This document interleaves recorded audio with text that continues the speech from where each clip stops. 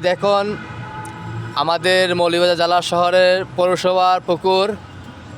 এই পুকুরে আমিও আমার মেয়ে আসছি, ঠিক আছে, আমি আমার মেয়ে আসছি, আপনাদেরকে দেখানোর চেষ্টা করব। আমি জানি না আপনাদের কার কেমন লাগছে, আপনারা জানাবেন। এই দেখুন পুকুর পাড়ে আমরা আসছি, বাবা মেয়ে পুকুর পাড়ে এসেছি। আপনাদেরকে দেখাচ্ছি এই দৃশ্যে যে জলশ্বাস এমন একটি বিষয়, অগ্নিকাণ্ড ঘটলে সেই পুকুর থেকে অগ্নি নিবানোর জন্য পানি সরবরাহ করা যাবে।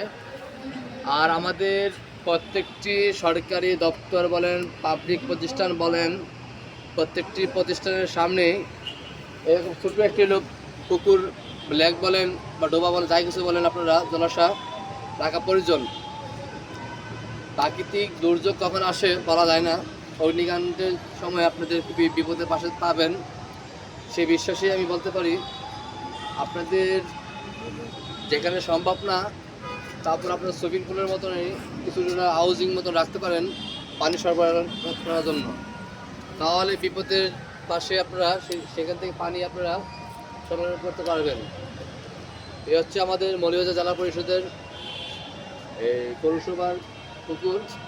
এখানে একটা নৌকা আছে, আপনার ডান পাশে, বাম পাশে একটা নৌকা আছে, দুটি নৌকা আছে। যারা নৌকা চলতে চান এখানে চলতে পারবেন, কিন্তু আমরা বাবা মেয়ে এখানে চলবো না, আমাদের বোটে চালানোর মতন লোক নেই, আর এখানকার কর্তৃপক্ষের পারমিশন নিতে পাইনি, সেই জন্য নৌকা উঠবো না আমি। ঠিক আছে, আজ বিদায় নিচ্ছি, আগামীকালকে অবশ্যই অন্য কোনো কিছু নিয়ে আপনাদের সামনে দেখা হবে। আসসালামু আলাইকুম ওয়া রাহমাতুল্লাহি ওয়া বারাকাতুহু।